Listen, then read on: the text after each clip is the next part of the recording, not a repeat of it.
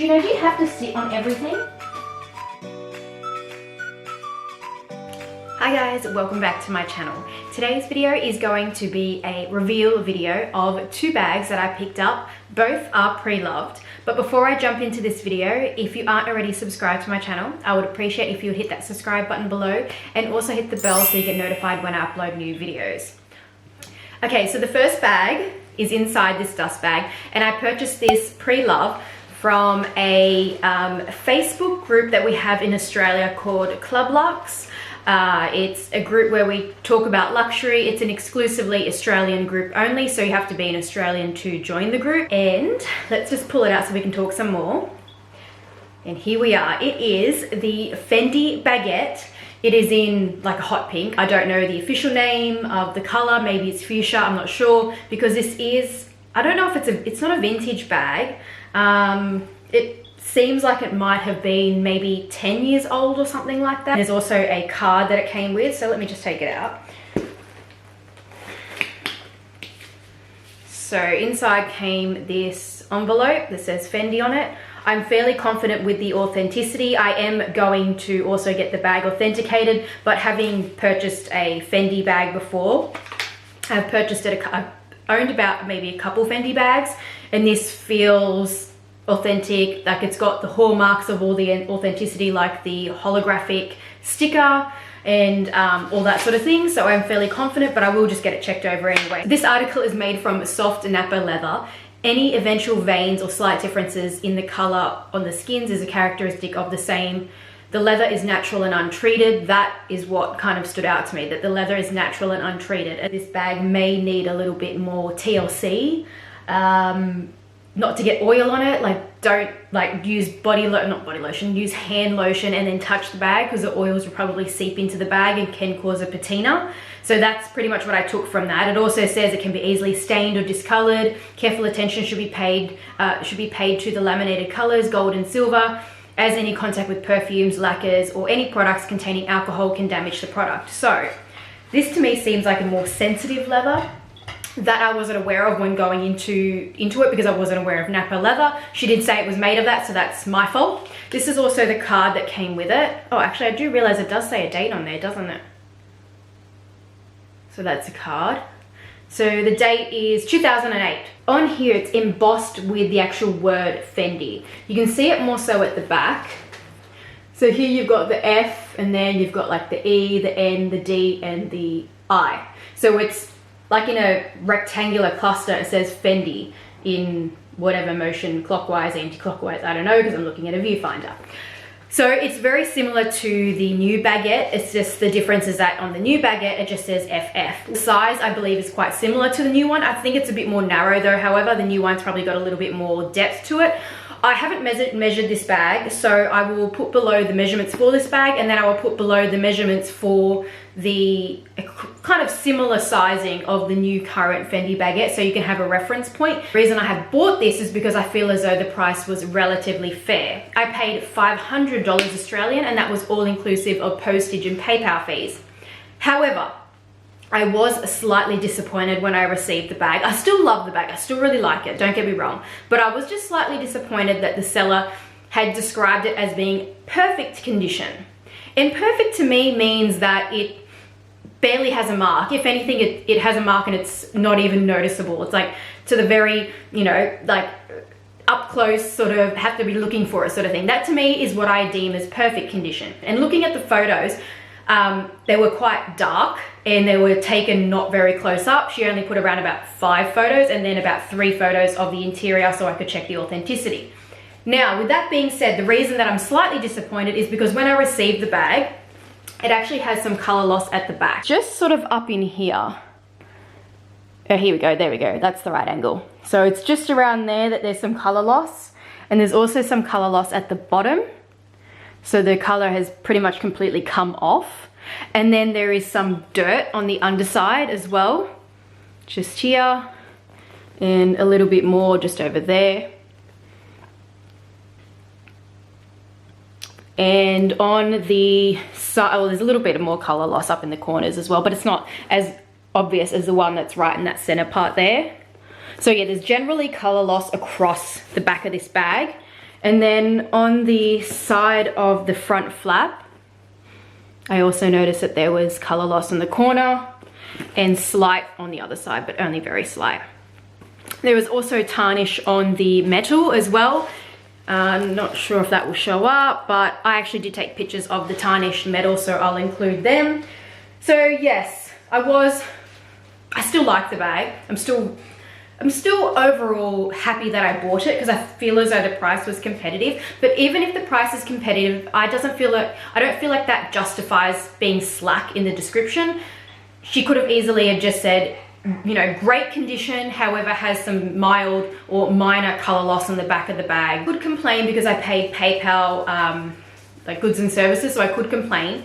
But I don't know, I feel like for the $500, I'm not sure if it's really worth me kicking up a stink, having to involve the group admin as well, that I'm considering, you know, filing a claim for some kind of compensation. She'll probably just turn around and say, return it, and I'll, you know, pay the return shipping cost. She might do something like that, and then I'll be without the bag. So at the moment, I'm just gonna sit on it. I'm gonna keep it, and I think I'm just gonna clean it up and condition it. I have to look more into nappa leather before I do anything.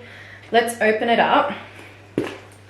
So this kind of metal thing is really strong. I feel as though it's annoying to open when I first got the bag, but I think when you've got some stuff inside it, so it's got a bit of pushback to it, maybe it won't be so annoying. That's also what the inside of the bag looks like. It's got like a fabric sort of lining. All right, let's see what fits inside. I'm gonna start off with the big item. So I've got my usual pouch, which has got a little bit of lip gloss, makeup, and some medicine in there. And then I've got my power bank. My key pouch, which has the thing inside, my clay, which I use as a mini wallet, and my Rose Sakura basket, and my phone is somewhere around here, I don't know where. But, I'm pretty sure that my phone would easily fit just at the back. It could probably more than likely fit in that back pocket. I don't use a plus size phone though, however, but I still feel as though there is enough space in the bag. It's not overfilled or anything like that. It's not really bulging out or anything. This bag can be worn in the crook of the arm using the strap. It can be worn handheld using the strap, and it also can be worn on the shoulder, which it does sit high, and I have it on the longest adjustment, but I feel as though that kind of look with bags at the moment is definitely in. And it's actually quite comfortable. In a small bag, having the bag sit high up underneath the underarm is still really comfortable. I can actually remove the strap from the bag, and I can attach another strap onto the buckles on either side and make this bag into a crossbody bag essentially. So I have included me using the metal strap that I own, and I did attach this, and it is at a great length, 100 centimeters, that metal strap is that I own, and it sits at a perfect size for me for crossbody. If I wanted it to sit on the shoulder, I still could do that. It is a little bit long, but it's not too long where it drops to my thigh. Another thing I noticed, which I just noticed when I was putting stuff inside the bag, is that there is actually a way that you can just completely remove the buckle attachment. So you can just make this completely a clutch. It's got like these little turn locks inside. So that way, let me bring it closer. So you can actually turn this. I can't really do it now one-handed, but you can turn this, and then this leather part here where the buckle is will completely come off. So then it is just purely a clutch. So you don't even have to have this little buckle thing sitting there still flapping around if you want to use this bag as a clutch. So it does have a lot of versatility in my opinion, especially for a bag that is 11 years old, and now they've brought out the bag again, whereas this still offers quite a lot considering it was a fraction of the price. So I am overall happy with the bag. I am just disappointed that the seller lacked detail and honesty in my opinion.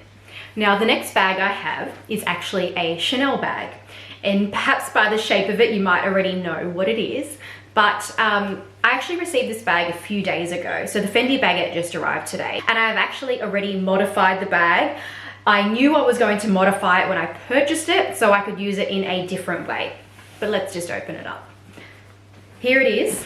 It is the Chanel vanity case. This is the vintage one. I bought this bag knowing I was going to do something to it to make me able to use the bag in a different way. I'm going to bring it up here. I have attached little rings onto the leather tabs on the top of the bag. So the rings that I have attached are like an O-ring sort of thing. And essentially I just open up the ring, I thread it into the little straps here of the bag, and I kind of do it on the side so that way I'm not digging into the top of the handle. And yeah, that's what I do. I put it in and then I close up the rings with pliers, and that's how essentially they now look. I did now order, I think I've reordered the rings in maybe 20 millimeters, but they might be too big. But I just reordered them anyway because they were only like, I think it was like $2 on eBay or something like that. So I've just reordered them, and if I think they're better, I will change them over. But for now, I just have the 12 millimeter rings on them. Now, you might be concerned that it could compromise the little leather tabs. I personally don't think that it will when I attach the strap and use the bag. Because the bag is still fairly small, you can't really overfill it anyway. And the way that this leather like tab is attached, it feels really sturdy. Like, they don't make them like they used to be honest. This feels like it is extremely durable, and I'm sure that the bag is more than 20 years old. I know that this is vintage, and the bag still looks fabulous. It did come to me in, it was described I think in like great condition, and I would say it was great to excellent. The only flaw that it had was some nail polish like at the front of the bag on the CC.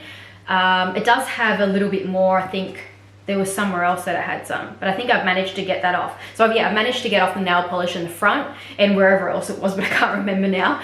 I tried to use a leather cleaner. I used the Cadillac one, which is really usually very good, but I wasn't able to get it off with that.